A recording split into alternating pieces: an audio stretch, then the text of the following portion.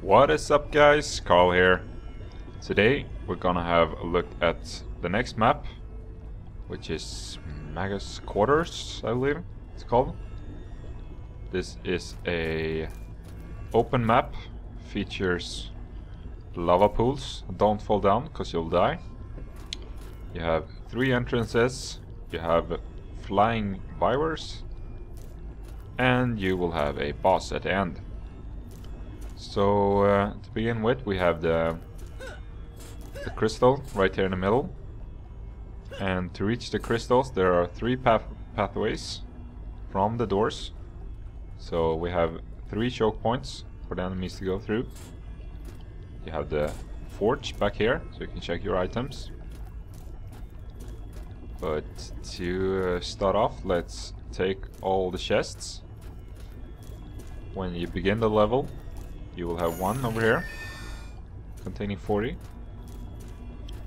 You will have one down here, and there's one on the other side of the crystal as well. So to begin with, collect these. Just run around. You don't actually have to interact with the chest to open it, you can just stay close to it. So running around in our underpants with hearts on them and our golden armor. So now we have 200, and playing as the squire will get some defenses up. If I found that there are 2 different types of tactics. If you're playing by yourself, you might go for something like the bouncing Betty, as I call them, to knock them back. You can also you're able to knock them into the lava, and that will kill them. But doing that, you will also lose the crystals. So if the crystals fall down into the lava, you will lose them. So that might be something to think about. If you're playing with, for example, a mage, you might want to put up a regular spike blockade and put a tower up here, and tower covering behind it. So if I put a bouncing Betty here, it would just push the enemies back, and the towers won't reach it.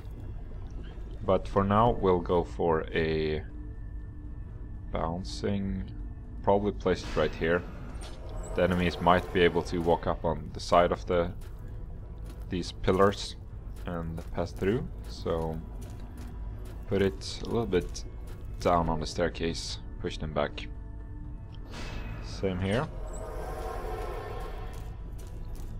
And if you didn't know, you can use the numbers on the keyboard instead of using summon defense and then selecting. So I'm just pressing 7 on the keyboard to bring that up. So now we have 1 bouncing Betty on each of these staircases. That should be good for the first wave. We could put a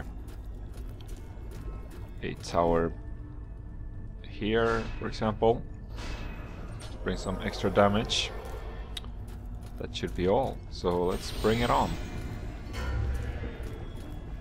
And from start we see we have both archers, we have small goblins, and we have an orc. So these sides should be defended. We can go melee anyhow. Again, I am a bit too OP for playing normal on this map, but what the hell. As you can see, the goblins are flying all over the map, and since my towers are pretty strong, they're pretty much insta-kills. So is there someone left? Waiting for more to respawn. As you can see, they're coming, but being pretty slow. If we collect some more, we could bring up another tower. And let's try to let the towers do all the work and not being shot by an arrow. So let's hide behind our little bouncer and put up a tower shooting down there. So this should be able to take care of anyone standing too close while the bouncing Betty is recharging. So that was it for that wave. Pretty easy peasy. So let's do an experiment. I've left these on the ground. And let's see if they are sold at the end of the match. Again, I am just running around trying to collect as many as possible. What we could do is give this an upgrade, since we still have at least 40 from each of these, to bring some towers on this side, for example. So we'll have the same coverage. So put this one over here. So it won't be hit by anyone standing too close. This one will take the most damage. As you can see, this one has 1160 HP, while this one only has 600. So this is almost double that one. So leaving the blockades to take care of the tanking is a good idea. So we do have some guys coming through these doors now. What we have to consider on this map is that there will be flying dragons coming from these doors. So since we're not a ranged unit, we only have a strike and a block. We might want to put some towers towers on this ledge as well. So let's put now we can actually save it, and let's upgrade this blockade. So we have 72 left. Can't see any more crystals, can't see anything else on the map. This one seems a bit damaged, so we might just bring that back to health. And now we're gonna see, we left some of the items on the ground, so let's check in the lower right corner what it says.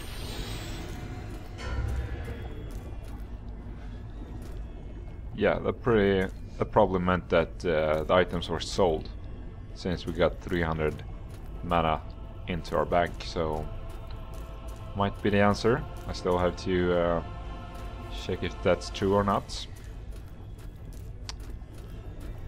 The same deal here. This tower is gonna attack and Bouncing Betty is gonna knock them back. So let's take some of these crystals and let's upgrade this one. 100 mana points, and we have an upgrade. These are pretty safe. Let's loot all the crystals while we are safe. Again, my towers are pretty strong, so you might have some difficulty, and depending on what class you're playing. Oh! So we have an upgrade there, we have an upgrade there, and we have an upgrade there. So we could just save on the mana crystals and see what lies next for us.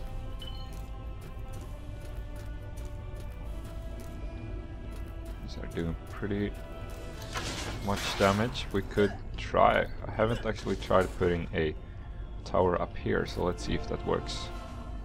No, I guess not. It only this one works just like the doors. You can't place stuff. You can't place this too close. For example, dark energy prevents summoning to this location. So since there are evil souls inside of these crystals, the same deal is with the doors. So now we had the warning saying look out for the virus. Not sure if I'm pronouncing that correctly, but anyhow. Let's do that. So what we want to do as the squire is probably to put a tower overlooking this side, since they are gonna fly from this door towards this crystal. So this one is looking down that way. Let's hope that this one take care of it, and this one take care of doors on the other side. So we have 2 wires coming from there and 2 from there. Otherwise it's just the same deal with the goblins, archers and orcs. Now we also have some kobolds who wants to blow up our little defenses. Since doing this pretty well, we could actually level up this one. Increase the level on all our towers, on all our harpoon rifles. Of course we could increase the power of these bouncing betties, but what the hell. Let's do it this way. And again, I am not actually looking at the individual stats on items. I'm just checking, okay, this one is red, so it's probably worse, but if it was green, I'll have a look and compare. Is this actually better than the one I have? So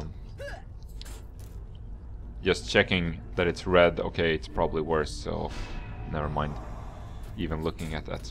Of course you could pick it up, but that's your choice. Either you get it in your box, you can give it to another character, or you can sell it later on.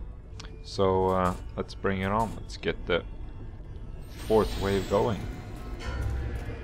So let's see how well these towers are doing. Can jump up here and probably protect the crystal better.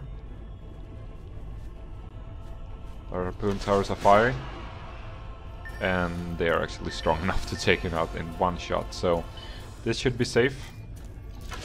Might have problems later on when there are 2 little birdies flying up ahead, but for now this should take care of any problems with the next wyvern. These ones are just ripping them apart, so we could... There is, as I said, a boss coming, so could take that into account and take up all these crystals, and we could do something a bit crazy. Let's put a cannonball tower. The cannonball tower produces a cannonball which rolls into the ranks and bounces on the enemies. So this might not have been the best area, since it just bounces to the side, but this one will keep rolling a bit and hit anything that comes in its way. And we could give that an extra bit of power and HP. This door seems clear, so let's just leave it to our towers to clean up the strays. Just that one left. To be effective, we don't need to run over there, since we know that there's a build phase coming. There will be a box coming. Chest. So here we have some goodies. We're on the 5th out of 6 waves. There are 4 wyverns coming this time, so we might think about increasing the air support or aerial defense on these. So let's upgrade these and upgrade this one as well. If you haven't already noticed, when doing something like repairing or upgrading a tower, the mouse cursor actually snaps to the closest and and the most important building. For example, when repairing, probably the most damage will get snapped to first. So if I'm standing up here and I'm taking my hand off the mouse, see if we can get some frame rates back up and going. Again, my computer isn't the strongest, so doing all these particle effects, again, this map might not, or game might not seem like the most graphically intense, but using a lot of probably ambient occlusion and all these particle effects from the dust does take a lot of power from GPU and CPU. So now I'm taking my hand off the mouse and pressing 5. As you can see, it snapped directly to this blockade. If I turn around, same deal. Now it popped to the tower without me having my hand on the mouse. So that might be a good tip if you want to repair something quickly. Just run up to it, press 4. Like that. Instead of aiming at a certain building, you can just press 4, left mouse button, 4, left mouse button. So using that in a combat situation is a good idea, so you'll save precious seconds from having to aim at a certain building. And we should be good for now, I believe. What we could do is, let's bring out another tower. See if we can place this someplace. We could do a side attack. Oh, massive frame rate drop. And having this to the side as well. So since the Wyvern will fly pretty much in this direction, so this one has the main defense, and if a Wyvern gets close to this one should take care of it. So let's see what that does. We're having a pretty good defense for a crystal, so let's see what this does. First one should take care of it in one shot. Yes, it did. So we didn't see our close quarter protection in action, but you can see some more splashing over here. Again, I am not going in close combat since I do not want to get hit, so I will get extra XP points. So if playing a mage, that might be something to consider. Oh, and the archers can be a bit tricky to anticipate, but just standing behind your defensive structures and letting them take the beating is a good idea. This one is working pretty well. Tower is taking care of any quick goblins, and the Bouncing Betty will take care of anyone getting too close. Probably pop down here and collect crystals. Again, as I said, we will meet a boss in this map, so it could be a good idea to increase the level of these guys. We could probably put a tower back here as well. On this map we have 90 defense units to spend, so if you want you can just put up all the towers you want. That will give you a higher fire rate, putting more harpoons up in the air. Might not be the fastest run through, but at least we're not taking damage, so we will get extra XP points by every wave. And as you can see, my little cannonballs rolling pretty well. So you can see they knock down 3 goblins. Open up the ranks.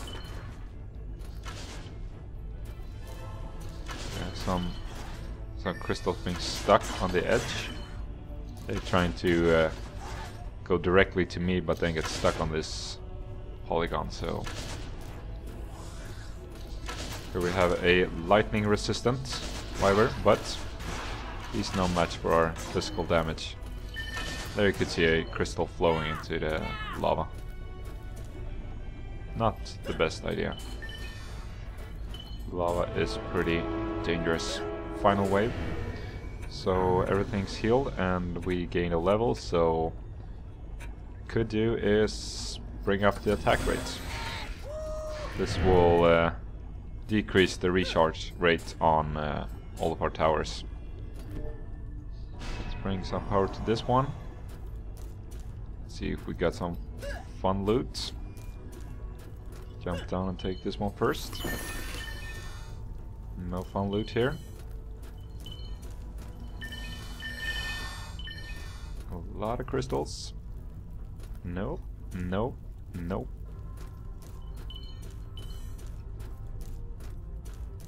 Again, be careful, don't fall into the lava, you will lose your mana points that you're carrying. And dying isn't optimal at all. So we have 300.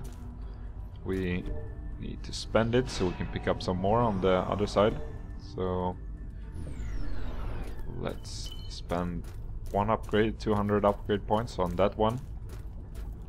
So we can collect some more and put some more power into the last towers up there. Still no fun equipment. I won't be bothered looking at them. I usually don't upgrade in this game. Well, I played it for 2 days, so that might change, but the weapon I've upgraded was the one from the boss on the second or the next level. So when we have a look at that map, you will see that you will notice that you get a pretty powerful weapon. Anyhow, let's kick it off. Now we have 6 wyverns coming here. So now we have 2 flying towards us. So let's see how our defense works. First one, skadoosh. It actually flies right through the wyvern, taking out both in one massive arrow. The cannonball is taking care of the small ones. The larger ones are also taking a beating. So beating the boss shouldn't be that difficult. Staying back, we can repair if we want to do something. Jump down and collect some more. Now we can give some extra power to this tower if we want to make sure that the last boss will go down smoothly. Pretty overpowered right now, covering this general area. Again, I am not showing you how. Oh, I'm not showing you how to beat this on a proper level. I want to show you how the tactics should work when, while not having to think too much about staying alive, since that usually, like even right now, I am thinking about stuff in the game, and that takes me off my train of thought. Whoop. So we can just repair these, make sure that they're in top shape. Don't want to fall down. And on the last boss here, we want to stay back because his attack area is pretty massive. So you can see here, he is a pretty ugly guy. I want to stay back so we don't get shot. We can stay up on the crystal to just have a look at what's going on. So on the side, we don't have too badass enemies, so middle here is being taken care of. We have the locator taking quite a beating, but it holds. if we're lower level, we should have stayed close and repaired these. And a problem might have been that all of those crystals fell into the lava. But not too big of a deal. Woohoo! So there we go. Actually gained a extra level, as you can see on the lower right side. Just keep popping up defeated, defeated, defeated. I've defeated so many enemies that it hasn't caught up on the combat log. So let's see if we can see what bonuses we got from that. Again, a lot of guys defeated. We've got a shirt. We might actually use this one. And a new helmet. Yeah, what the hell. Now we got no core damage, no play damage, and completed wave 6. We also got time bonus, and a night bonus, invincible bonus, mortal bonus, flawless victory, and a lot of stuff added to the bank.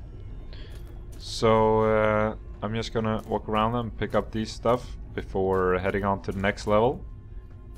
I hope you liked this video. You can leave a comment below. Tell me if this strategy works for you, or if you have any other tips. I have seen players put their defenses down here. You could of course do this if you use the bouncing Betty. You have a 360 degrees covering. So in this area you should be able to push them to each side over here, but that might be a bit tricky. You will have double amount of enemies charging. Right here there can only walk so many enemies in a 4x4 rock formation, so to say. So we only have one side we're being attacked from. Of course here you will also have a opening to repair it from, and you could put towers covering this area and covering this area. I wouldn't recommend placing anything down here, like if you're a apprentice, or even if you are a squire like this, putting a tower to shoot down the wyverns or shooting someone walking down here, because enemies will come up on this side and attack your towers.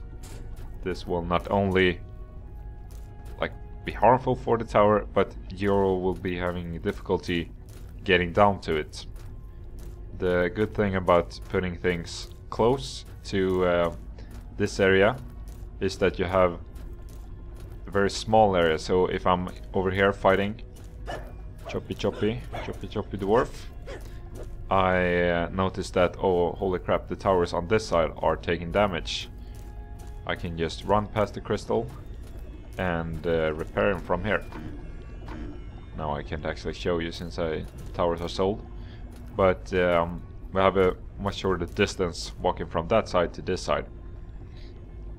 If we had put our towers down here, we will have two staircases, this one and the one on the other side, to pass. So it'll be a longer, and if you're playing the squire, as you can see I'm pretty slow walking compared to, for example, the huntress. So there might be something to take into consideration.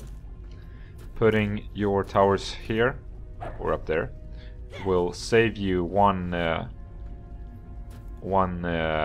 tower slot, so to say. If we put him down here, we will have to cover this staircase and this staircase. So we will have the double the amount of towers. So for example, the bouncing betties cost 4 defense units. If we just put one defense unit here, or one bouncing betty here, it would cost us 4. Put one over here, it would cost us 4. But if we put one there and one there, we have wasted, or it'll cost us 8 points. So 8 points here, and 8 points there, and 8 points on the other side. And then of course if you want to have extra defense, for example the towers, the what's it called? The harpoon turrets. You would have to put, for example, one here, one on that side, and they cost 6 defense units. So you would have 4 plus 6 for a bouncing Betty and a harpoon tower. So that's 10, 10, 10, 10, 10, 10. I'm sounding like that Japanese guy trying to count. 10, 10, 10, 1, 10, 10, 10, 2. So you might want to think about that. Of course you should not put things down here. This will be very much in harm's way. Of course if you are very overpowered, like I am playing on normal right now, I could just put Bouncing Betty down here, and probably one here, I don't know, over there, a little bit everywhere. Since they have high HP and a high attack damage, they could probably just survive standing here on their own. Of course, when the ogre comes, you will have to cover these turrets and repair them.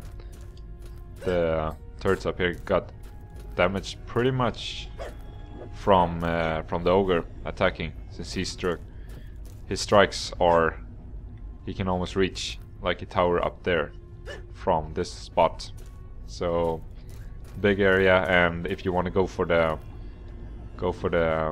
not taking any damage, you want to stay back. So even if you're here and he's down there, you might take damage. So yeah, as said, be sure to leave a comment to tell me what your strategy is on this map. Be sure to give it a thumbs up if you liked the video. It gave you some tips on how to survive in these horrific dungeons. And be sure to subscribe to see more. So I will see you next time. Bye.